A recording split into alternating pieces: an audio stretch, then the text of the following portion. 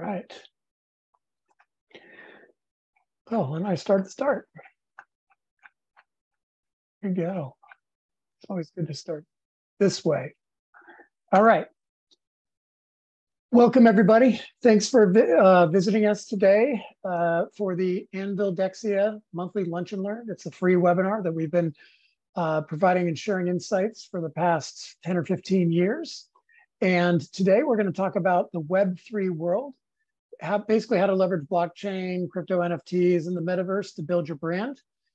For fair warning, I'm not going to spend a whole lot of time on crypto and blockchain, but hopefully I'm going to focus on the areas that are of higher value to you all. If you're interested in following me, at Ken J. Lewis is the best place on Twitter. Connect with me on LinkedIn. It's just, you search for Kent Lewis in LinkedIn or Kent Lewis Anvil. I'm pretty much at the very top of that. You can follow Anvil. We will be sunsetting social over time, so probably better to follow the Deksia social feeds as we ramp those up under my guidance, because now I'm just the chief marketing officer rather than the owner of Anvil. So I'm going to put this over here. So with that said, let's get into it. So a bit about myself. I ran Anvil for 22 years, digital marketing agency. And in March of this year, Deksia acquired and merged Anvil and Deksia and its other entities together into one. And now I am chief marketing officer of that combined entity.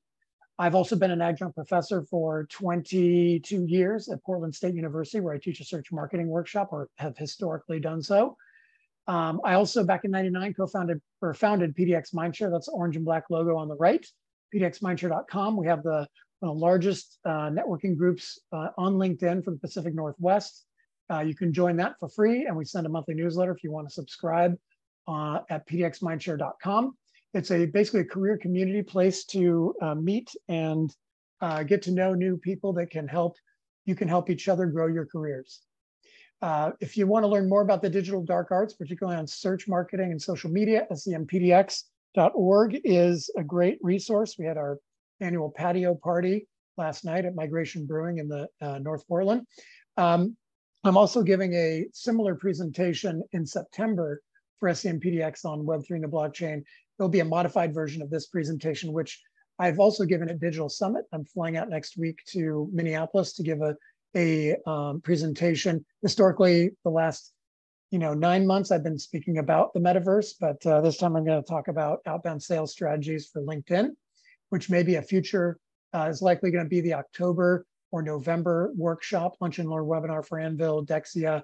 I'll be sharing that deck as well in the coming months. I write for Smart Brief. I teach a quarterly social media workshop for SCORE. It's coming up in, I think, 2 months. We just did it last month. But it's every quarter, and I think it's 10 or 15 bucks. Good bargain. In terms of credentials around Metaverse, Web3, and NFTs, I've done some work originally with HP printers back in '07. I helped guide them and consult on a Second Life implementation. And then last year, worked with HP Enterprise on an NFT project, which I'll mention in the presentation. And we did a fundraiser, Paint the Future, an NFT mural for social equity, with our client as lead sponsor, First Tech, last September. In terms of Metaverse, those are all NFT projects. Well, HP printing was technically early stage Metaverse, but that's a lot of that work is still in consulting phase with clients, early ideation. So a lot of what we're going to be talking about is on the Metaverse side of things is theory, and then some examples, and then more deeper experience I can speak to with NFTs. So I'm going to talk through briefly the Web3 and the Metaverse, deeper dive into NFTs, and then leave you with some resources of very large appendices, as it were, and we'll have time for hopefully 1 or 2 questions and Q&A. So, bottom line, the Metaverse, as of January 22, is seen to have either breakthrough or incremental impact. The majority of folks believe that it's going to have some sort of impact, levels to be seen. But I want to take a step back and paint a little bit of picture of Web3, just to make sure we're all on the same page. So Web 1.0, which started in the early 90s, was more of a static world of HTML and visual browsers. that we would build a page and people would visit it, and that was the end of that. So more asynchronous, one-directional communication through largely static websites. Then early 2000s came the Web 2.0, which is more of the web as a platform. So smarter websites or applications, social platforms typically are what the Web 2 is synonymous with, but it can include, the back end like Amazon's AWS. And then in the start of curated user-generated content, again, mostly what lives on social media. And so it's participatory, but it's still centralized compared to Web 1.0. Then we get to Web 3, Web 3.0. And that is basically decentralized content and arguably ownership of that data, a bigger focus on community and commerce that is built on the blockchain. So that includes crypto, and the other form of commerce would be NFTs, non-fungible tokens, which we'll talk about in a little bit. So there are all these different platforms where you can build, buy, sell, and trade crypto and NFTs, and that really pretty much encompasses the Web 3.0. I will say delivering on the promise of talking about crypto, it sucks. With banking and government getting in with regulation, it is arguably needed, but it will also defeat most of the purpose or intent behind crypto as a decentralized method of commerce and transactions without that third-party bank involved.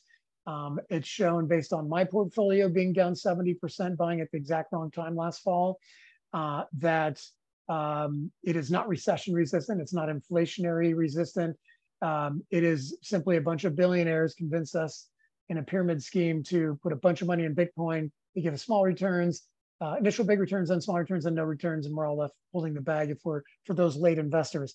Long term, it's a thing. Short term, it's not a thing, especially not for marketers. I'm not going to advise you to invest in Bitcoin or NFTs as a brand. And the blockchain is a layer that you need to build NFTs and to at some point build metaverse plugins to your blockchain so that you can buy and sell and build NFTs and use crypto. The most successful communities we'll talk about have a currency associated with them. But that's Web3, Bitcoin, and crypto. I probably won't mention them again. It's a layer. I go into greater detail in my previous metaverse presentation from a couple months ago. You can find on our YouTube channel. I'll let you do that. It's also, you can, if you've registered for our webinars and have that backend access, you can view the presentation as well. So what are some of the elements of the metaverse? It's all encompassing. You can argue that there's Web 3.0, then there's the metaverse, which can include NFTs, and it can include crypto, like any digital currency. But there's the infrastructure, like the underlying layer that allows people to build on, so the equivalent of HTML and browsers. And then there's the world you live in, like the company websites, a metaphor. So the metaverse is arguably ill-defined, and many experts and pundits say it doesn't technically exist right now. I don't fully buy that. I believe it's partially baked. I'd argue that it's been around for almost 30 years. By definition, a perpetual state where you can go in at any time and interact in a virtual world. Games are like that. Some people don't believe that games are technically part of the metaverse.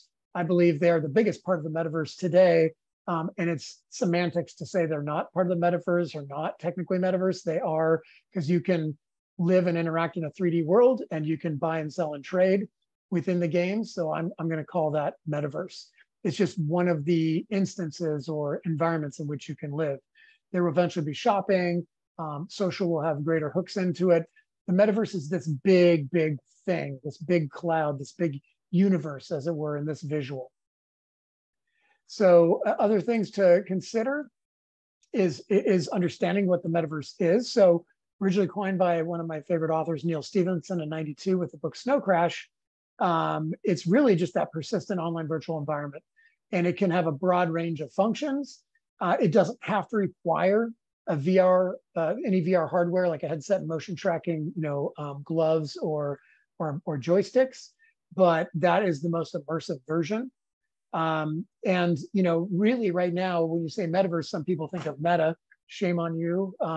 Facebook's rebrand was intentionally created and executed to distract and confuse. You know, Escalator brand doesn't own escalators, and I would hate for Meta to be considered synonymous with the metaverse when in fact it is not. They own Oculus, one of the biggest providers of VR hardware, and they've spent $10, $12 billion on their metaverse play, but they're also been cutting back and scaling back because I think it was, again, more of a distraction that will over time turn into a reality.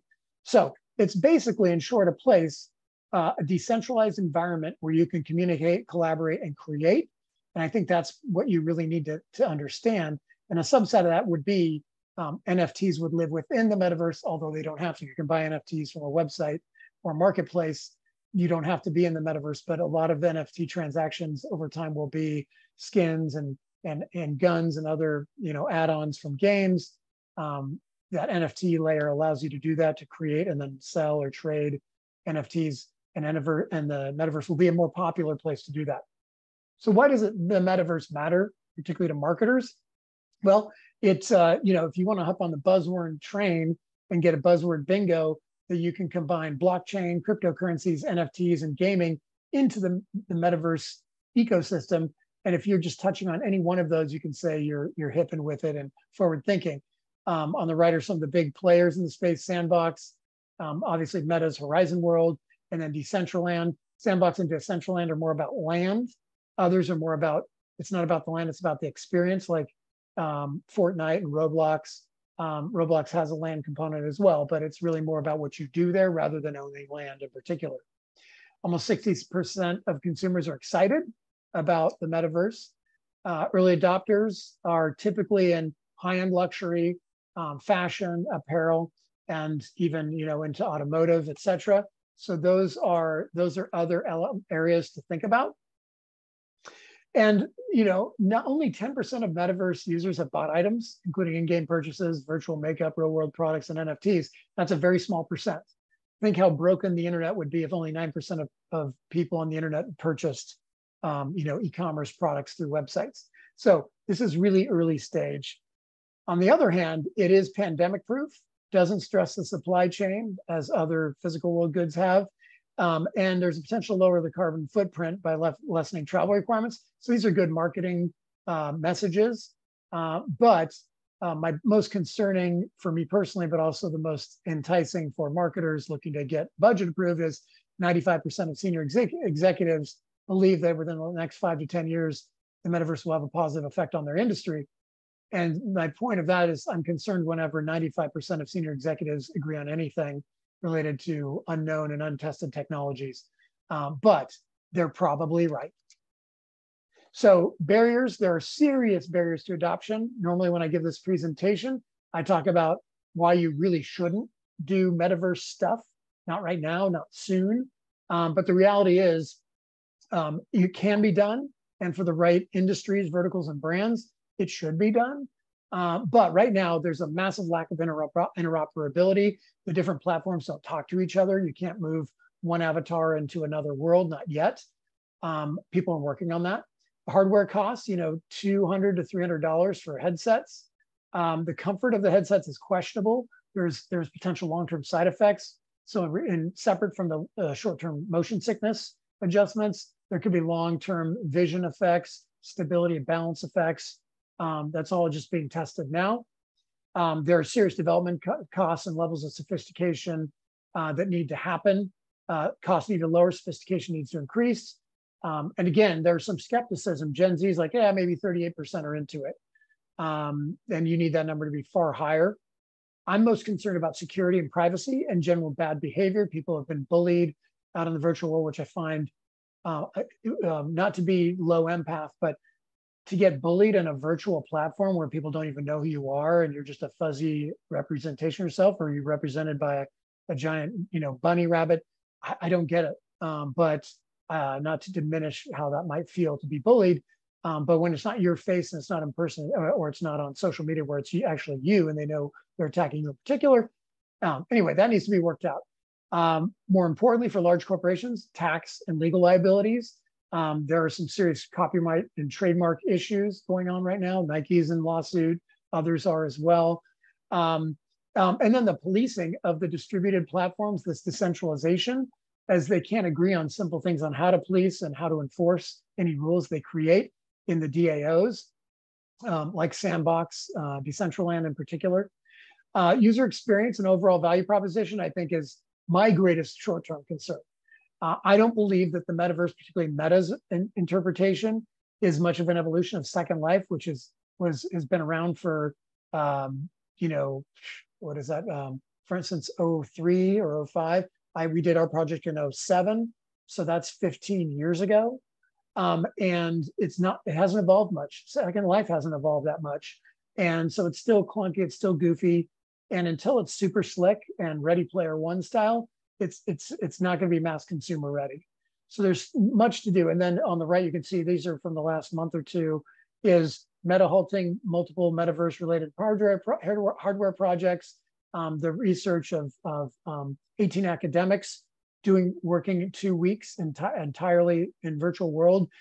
People originally left early, but they felt there were long-term effects for those that stayed with it for 2 weeks. And we'll talk more about the prototypes, and the headsets are still a problem. The smaller they are, the resolution's a bigger problem. If they're high resolution, they're heavy and clunky and unattractive. So there's a lot of work to do with the metaverse, bottom line.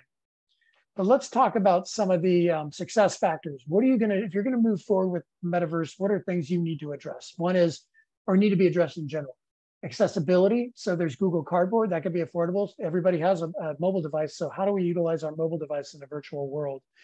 That's key. Seamlessness, it has to be easy to get on, get off, and move between worlds over time.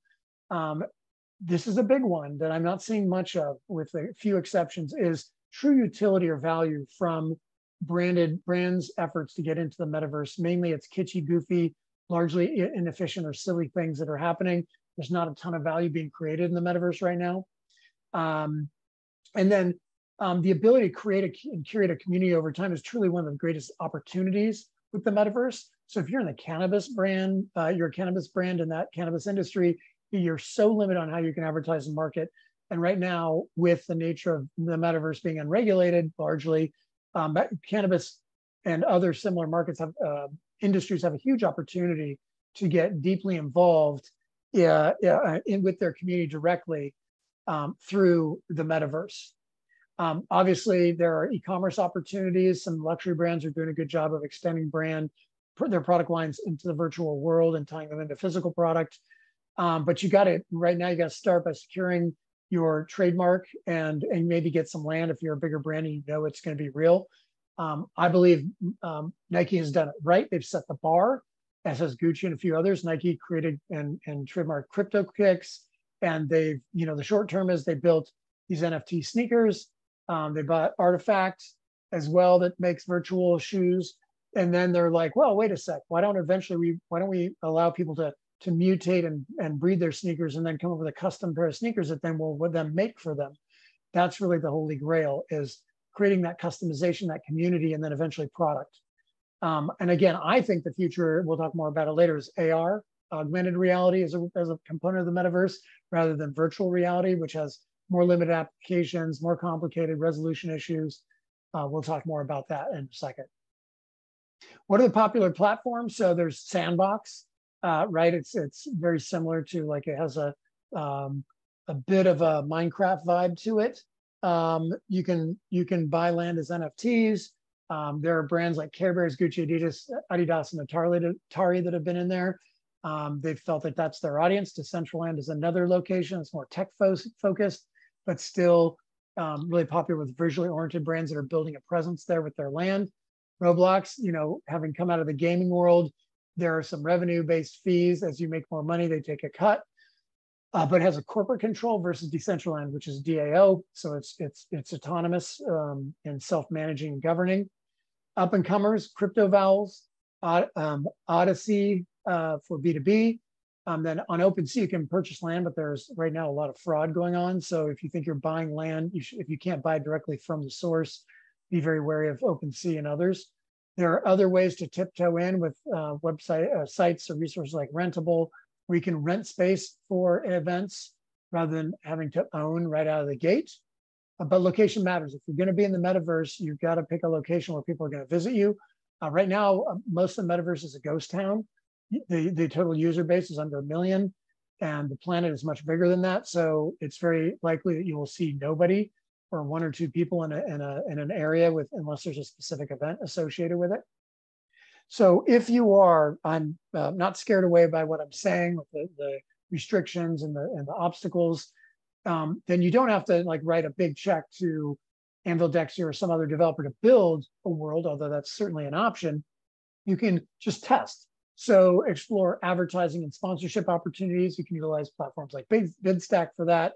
You can partner with in-world influencers using Post for Rent or other platforms, or collaborate with other brands that you know have a footprint already. They're maybe partners or they're complementary to you. And you can do some collab events or even just rent space to test out events. These are all things that you can do in the virtual world, much like you could in the physical world. Right now, in terms of as of May, most people haven't even heard of buying virtual real estate. Most have not purchased. Only 3% of adults have purchased anything in the virtual world related to real estate, virtual real estate.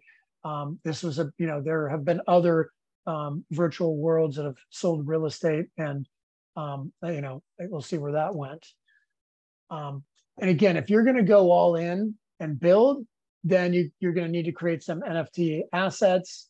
Could include characters or chatbots. You use platforms like DMarket to build those. You can create some sort of virtual retail presence, I should say, in these platforms, building on the building blocks, or build your own entire metaverse, much like Meta or Microsoft or whoever have done, using Unity in particular is the major visual 3D engine that a lot of the metaverse is built on. I think the opportunity is to do some hybrid events, integrating other channels. So you've got a physical event, you've got a metaverse component, whether you rent or own space, that can be really interesting. But also you want to back any campaigns or any efforts you have in the metaverse, or even with NFTs, with traditional marketing.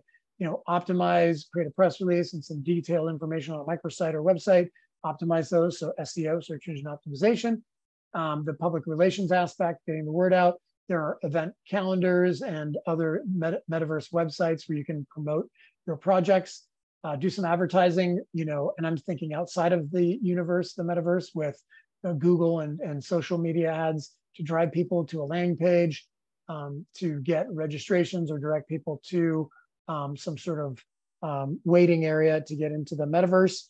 Back it with email marketing, so collect an email list. For NFTs, those would be white lists, but get people interested so you can message them when new opportunities or new worlds are available or new additions, whether you're going to hang out at Snoop Dogg's Snoopverse or check out what Nike's been doing with their wacky wild sneakers artifact. Their new acquisition has been building these custom sneakers for Nike now, so you can see where that's going. So that's kind of going all in. But before you decide what your approach should be, you should map that against your objective. If it's brand awareness, just getting out there, yeah, it could just be advertising sponsorships. If you want more engagement and manage your brand perception as being forward thinking, then you're going to want to invest in some space or a physical presence, a virtual presence within that world, whether it's land or some other presence. There's the product extension aspect. So that's when brands are actually building products like Nike, like Gucci and others that you can buy and collect and utilize in the virtual world, or in some cases with AR, if they're NFTs as well. I think where it's going to go, again, is extended reality or hybrid worlds, where you have physical retail, then you have virtual retail environments, and then events associated with that. Or you could create completely new applications. So beyond like trying out furniture, like an entire virtual IKEA walkthrough, there's a virtual reality publication for men. So think GQ in the metaverse. So that's a fully dedicated new business opportunity that they're pursuing. Others are recreating physical worlds in the metaverse or virtual worlds including McCann Worldwide recreated the Cannes Lions or Cannes Lion ad festival with their own implementation. Snoop's got his deal. You can watch that video. And so to kind of wind down here from the metaverse and dive deeper into the NFT world, it's massive. According to a recent McKinsey report, in just the next 8 years, we're looking at about potential $5 trillion in investment. 2.5 of that would be e-commerce, ad spend, $200+ billion. And then you've got 64% of consumers saying they're excited about shopping in the metaverse. 59% they prefer one or more activities virtually versus physically. I hope that doesn't include exercise. And then consumers are expected to spend 6 hours a day in the metaverse by 2030. So let's see how realistic that is. In terms of the future, I've mentioned this in passing, but I'll hammer it home. Gaming is typically the closest distance between the ideal metaverse of tomorrow and today's interpretation of the metaverse, which is get into games like Minecraft, Fortnite, Roblox, and have a presence. Gamification works, and if it's fully literally a game, you can have a presence, you can sponsor, you can be a part of those games. That's a great way to get into today's metaverse. I think mid-range, it's augmented reality, and mid to long range. We're going to see more applications to help us shop and learn through a combination of real world and virtual, so mixed reality. I think that's where it's going to go, utilizing primarily our phones as a device to extend that power. I do believe the metaverse is really well designed for B2B training collaboration, so real business level, complex products, collaborating on product builds or training. It's a no-brainer. Obviously, telemedicine is big and has a huge value proposition with the metaverse, being able to do telemedicine. I also like the idea of, for the first time ever, us owning our own and leasing our own data. All this behavior data that Microsoft and mainly Facebook get for free, we should, through the world of blockchain and NFTs, be able to lease and sell our data. Because once you have a headset on, you've got haptic data, you've got eye tracking, got all this extra information that brands are just going to try and steal and utilize without paying us or compensating us for those insights that are way more detailed than typical click pattern of shopping on a website. And then, of course, the NFTs, like building items for existing worlds that create value.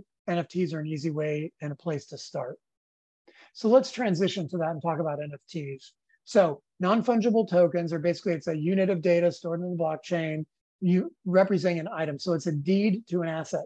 That can be a word, it can be an article, it can be a couple pixels, it could be an animation, an animated GIF, it could be a photo, it could be video, it could be anything. It could be a piece of artwork, a piece of music. So what it matters is that it's completely secure. So it's like a cryptographic token or cryptocurrency, and it's unique. It's non-fungible. There are no two alike, which means you can't exchange them as for currency or as currency. I mean, you'd have to do it like trading beaver pelts for fresh salmon, that kind of thing. So it's all in the blockchain. Just like Bitcoin, NFTs have protection. They're unique, but they are they're not replaceable or divisible, but they can be exchanged for cash or for each other if people agree on the value of those items. Again, gifts, posts, games, trading cards, can be anything. So we'll talk more about what those are. There are some components to be aware of. So there's the contract. There's our legal contract of like who owns what. There's the smart contract of what the NFT actually does and what the deed is for and how it interacts, how you interact with it. Then there's the gas that you need that's fuel for minting the NFT. It doesn't take nearly as much power as crypto. Then you need a place to buy and sell your NFTs. So it's typically a storefront of your own or a marketplace like OpenSea. And then you need an NFT wallet, right? You got to be able to buy fuel or gas. You need to rent a storefront or post to a marketplace. So I use MetaMask for my NFT wallet or my Metaverse wallet, my crypto or blockchain wallet. So that's what was recommended to me and it works fine. But so you've got all these elements you have to keep in mind that relate to your NFT. So again, why do they matter? The uniqueness is important because they can be bought and sold, typically not exchanged, right, with another NFT. That's by definition. They can be protected from frauds, forgeries, and fakes because they're unique. There is fraud in OpenSea, particularly around buying land, but just like people hijacking real listings on Craigslist and then taking the money and running, that's similar to what could be done with in the NFT marketplaces. So be very careful there. But once it's minted on the blockchain, it has a provenance, right? That cannot be, in theory, duplicated or copied. So you know exactly what this object, who created it, when, how it's changed hands, what was exchanged for that to get access to or ownership of that NFT. So there are monetization opportunities. And with these assets being unique, they can be distributed, managed, and measured as product, basically. So marketers and brands can create these NFTs and manage and monetize them, much like it's like creating your own crypto, but it's some form of product or artwork that your customers will get excited about. So benefits, again, provenance is important, uniqueness, exclusivity, scarcity, right? Knowing the history of any given product that you're buying or selling, and building in some copyright protection makes that possible with blockchain. And brands can create content that's viral, that it goes out there, but it's still protected and it can't be manipulated, which is not necessarily the case now. So NFTs are generating huge buzz associated with that scarcity for now, but we need to create more usable long-term instances and applications that are not just PR stunts. Along those lines, expanding on that. So there's still a lot of education that has to happen. Most people don't know what NFT stands for, what it means. The early forays into NFTs were basically publicity stunts, like the Taco Bell animated taco, which basically given away and then sold for $10,000, $15,000, the one you see on the right. And then the gold Pringles. So what you need to think about is you're only buying with an NFT the deed access to. So people can still share this gift like I did, even though I don't own it. It's kind of like you copying an image off the internet. You can do that, but it's flex or brag rights to say I own this NFT at this point. There's a lot more to it than that, but right now that's all it is. Right now, some NFTs may cost more to mint than what they're worth. That could be an issue. And also the carbon footprint could be an issue if, depending on how you've structured it, how much energy is required, that could be seen as a negative, especially if you're an environmentally sensitive company. Most importantly, laws and regulations haven't kept up, just similar to the metaverse. So there are some IP, copyright, licensing, and taxation issues to be aware of. But there are similarly, these are the same benefits for the metaverse. I'm just reframing them for NFTs. You can use NFTs for brand awareness, engagement, shaping brand perception, customer engagement, extending your product line. And then I'm not going to talk about it due to time constraints, but tokenizing of time, basically turning your hourly expertise into a coin that can be traded and so forth or sold. So tons of free press the last year or so with some NFT applications. Burberry has their mythical games. There are a variety of applications, so contests like treasure hunts, promotions, or an NFT. You don't have to buy them per se, you could give them away. And they could raise money for charities. Excuse me, I'm so sorry. I did not get any sleep last night.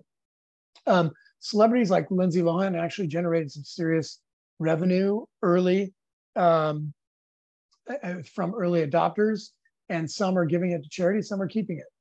You got Budweiser, bought a bunch of NFTs as investments. Some people recommend doing that. I don't, maybe not because I'm bitter, because my crypto portfolio is down 70%, but because it's a very risky strategy that may not be paying off. You can still say, oh, Bitcoin's worth so much, or Bored Ape Yacht Club NFTs are still worth a ton of money, but will those hold up in value when they don't actually serve any greater purpose? So in terms of brand engagement and perception, you've got limited edition collectibles like these watch, like Jacobs and Company sold this $100,000 NFT watch that was delivered in a watch box with a flash drive instead of a watch, because it's an entirely virtual watch. Why would they do this? I don't know, because they can. Unique collaboration products, think like Supreme, but for the Metaverse/NFTs, could be really interested in shaping perception. We had dreamed up a collab Louis Vuitton with another shoemaker and pitched it to them, and they loved the idea, but couldn't carry it forward. And then a year later, we saw it come to fruition. The brand moved forward with it anyway without our engagement. It is what it is. That happens sometimes, but at least it validated that we had a good idea. There are, people are tokenizing like this RAC through a Discord group.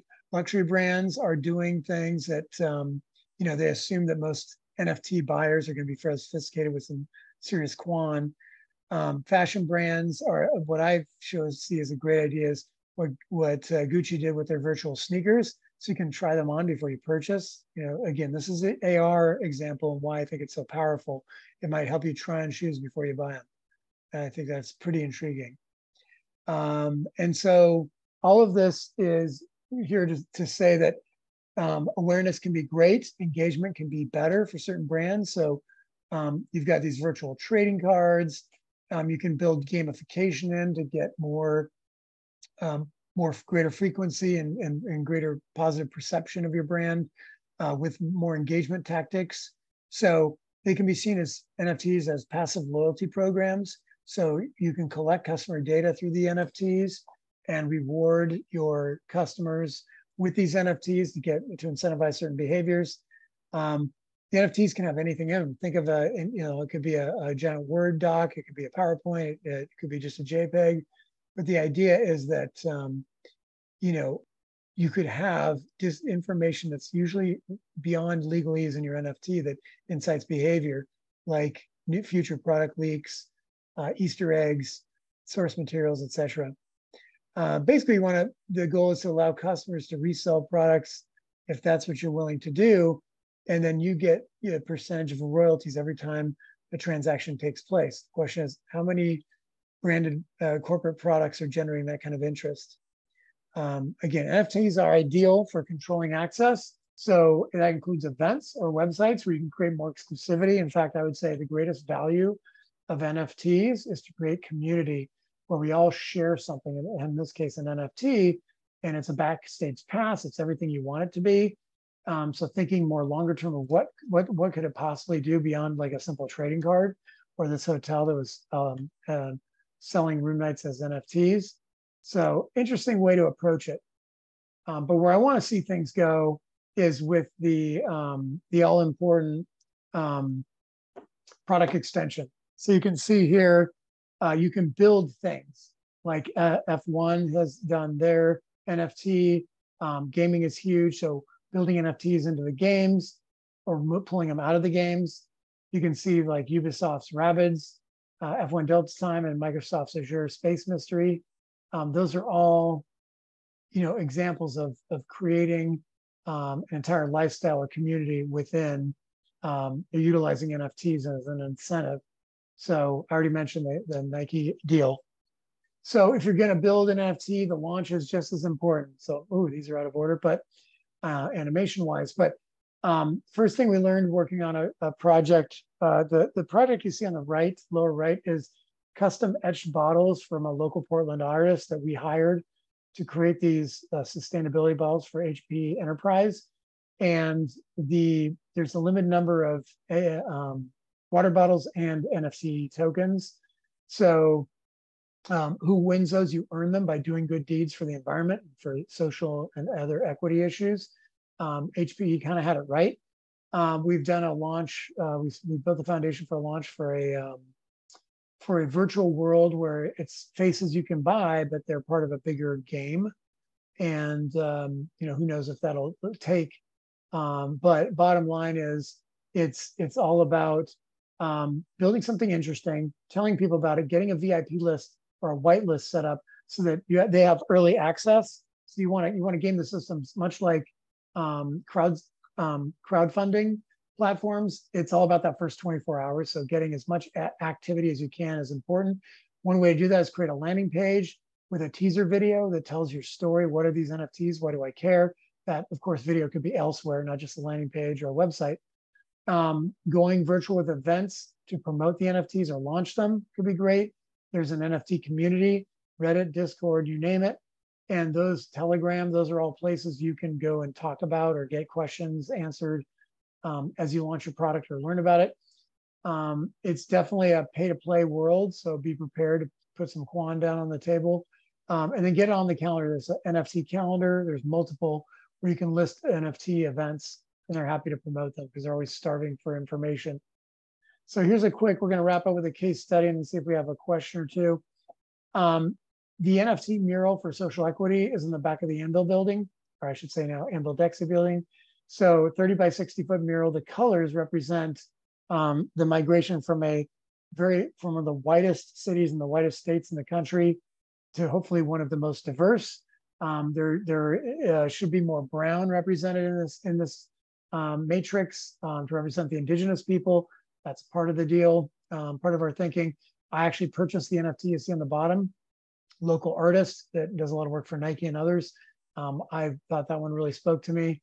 So I own one NFT as of now.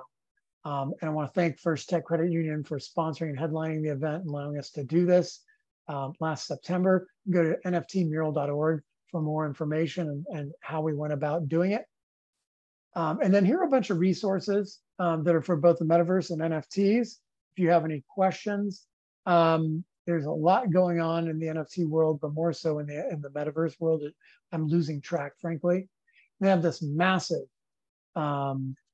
appendix of metaverse information, killer charts and graphs I felt I should share, but didn't want to put them up front and not get through the presentation.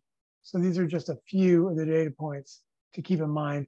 You can see the evolution of the Oculus Rift virtual headsets that they've been testing at Google. So see, that's 4 times 6, that's 24 different models. And some of those are huge. May or may not be comfortable, may or may not have great resolution, but none of them are highly functional at this point. So that wraps it up. I want to put a teaser in next month, or September 14th. It's always the second week of the month. So on the 14th, we're going to have a world-class content marketing strategy webinar. So basically how to build or optimize your current content marketing strategy to be world-class on a budget with limited resources. What would that look like? And by Friday, we should have that new description up. We need a couple of days after we wrap this one up and go to the next one. So you can register probably by Friday, no later than Monday, for the next session.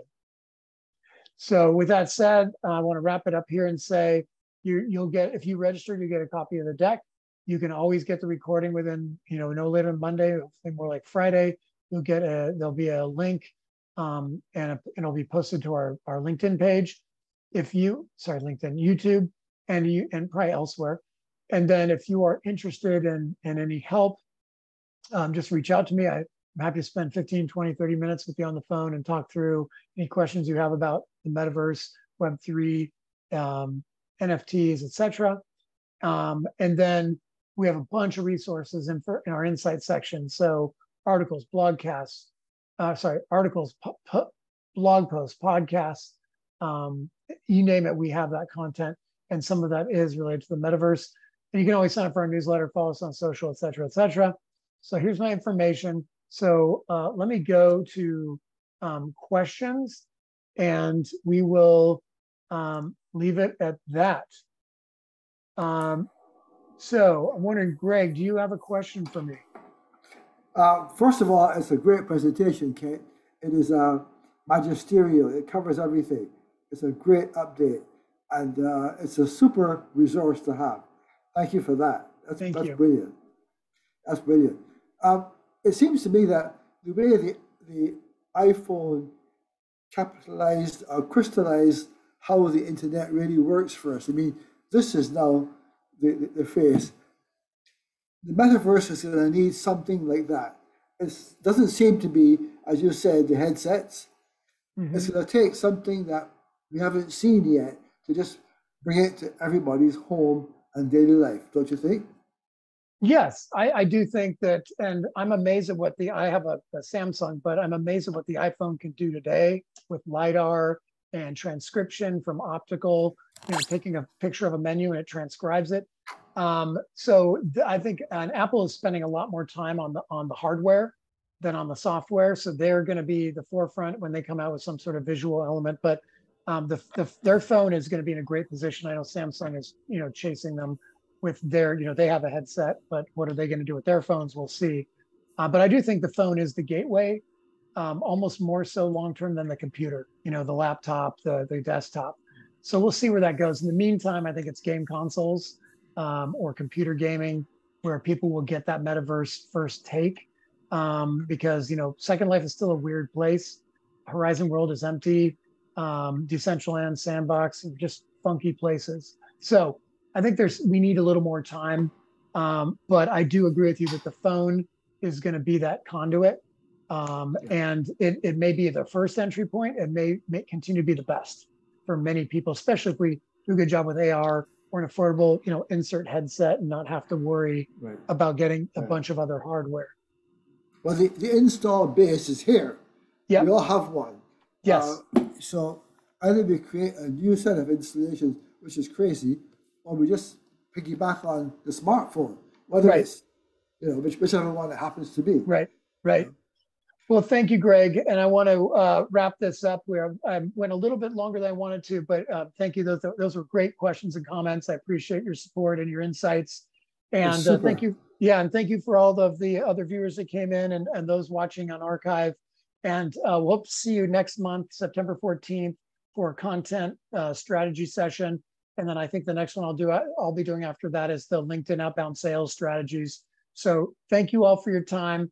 You can get more information at anvilmediainc.com or dexia.com, and we'll see you next time.